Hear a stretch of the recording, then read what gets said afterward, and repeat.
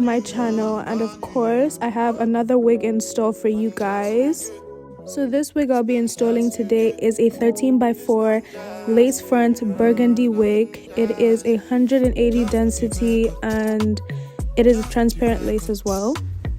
To start this wig install right off, of course I already have my wig cap on, so I'm just putting the layer of glue on that wig cap. For all my installs I use 3 layers of glue, and it's so important that you wait for each layer to dry before putting the next one on, and you're gonna wait until it's tacky before finally putting the wig on. But yes, wait for each layer to dry before putting the next one on. When the final layer of glue is dry and you're ready for the install, start pulling your wig forward onto the glue so that the start of the hairline on the wig is on the glue, and adjust it so that the lace is right on the ears, and make sure it's just adjusted properly. When I'm installing my wigs, I make use of all the clips inside, so that's the 2 on the side and the 1 at the top. I know some people don't like to use the 1 at the top because it makes the install look bumpy, but I like the wig to feel secure, so I use that. When your wig is down on the glue and you like how it looks, everything is right, you're going to put a wig melting band to secure the glue so that it melts into the lace, and you're going to leave this for about 30 plus minutes. I always leave for an hour. After the 30 minutes to an hour, you're going to take off the melting band and the lace should be completely stuck to the glue. Recently, I've been using this lace spray from Kiss. It's their Styler Fixer Lace Bond Spray, and it's the #1 adhesive for lace front wigs. I normally use Ebon, but I've used this one recently and it's actually very good. I spray this all around my lace, so right in the front of my hair, to ensure that I can get my hair to melt and look super natural. I then put my melting band on again, and I leave this on for about 20 minutes, probably longer because I am doing other things as I'm installing my wigs. But it never hurts to leave the melting band on for longer. So now I'm just gonna add some color, tint the lace with this Ruby Kisses cream foundation in the color 16. I didn't bleach this wig, so doing this will ensure that the lace will look so much more natural, melted when I finish. So we're going to start clipping the hair back because we're getting ready to start cutting the lace. So I'm going to first section the lace into 3 parts, or 3 different sections, should I say, because it makes it easier when cutting. And also the tags, or ear tags, that's the lace that covers your ears. You also want to cut that off as well because you don't want lace covering your ears. You want it to look natural, so cut the lace that covers the ears very well.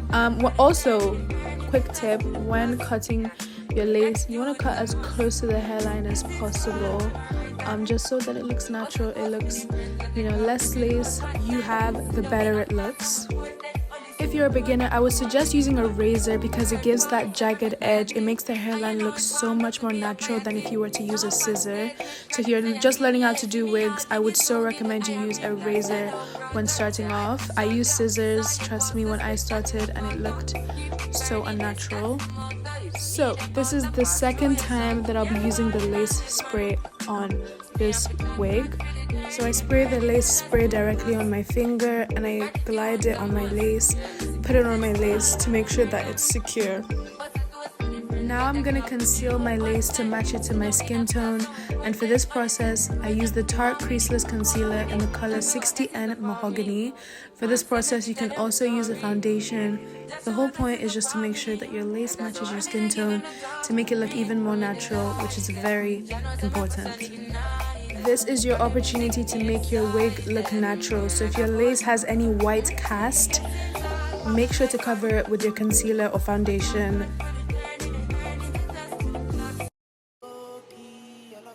Now it's time to style the wig, which is the best part, and obviously we can't start that without using our Fantasia heat protecting spray.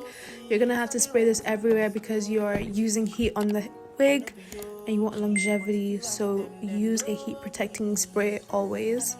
So I go in with this wax stick. This is so essential for a flat install. you don't want your wig to look like a helmet. I'll tell you that for free.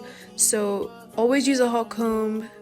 You can use a wax stick, but make sure you're using one or the other for a flat, seamless install.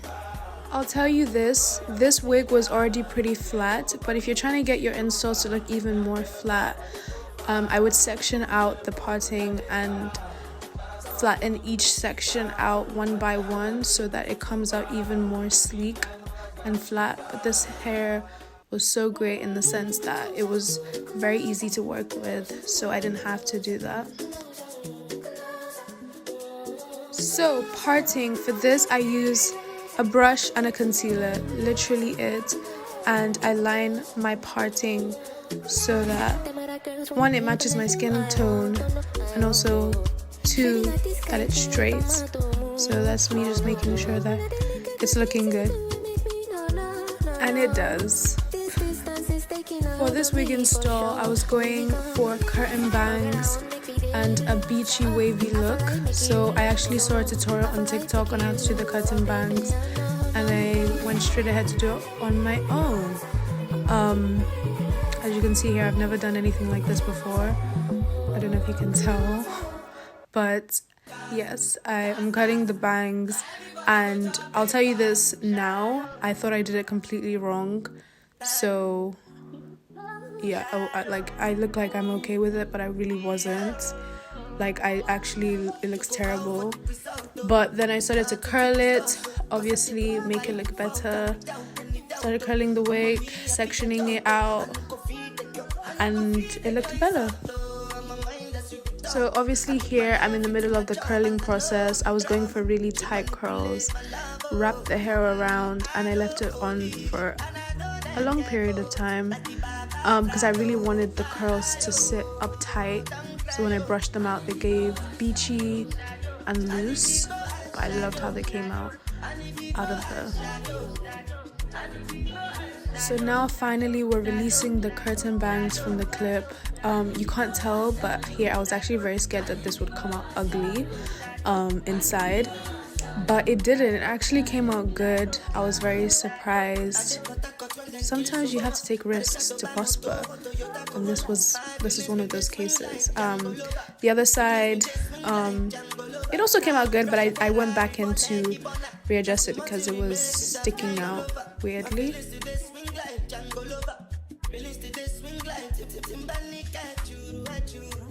So obviously I went back in to redo that second bang or curtain bang, and it came out much better. Obviously I was playing with the hair to make sure that the hair just looks good, every single piece of hair. So it came out amazing. Actually, it was good. I was very pleased with the outcome.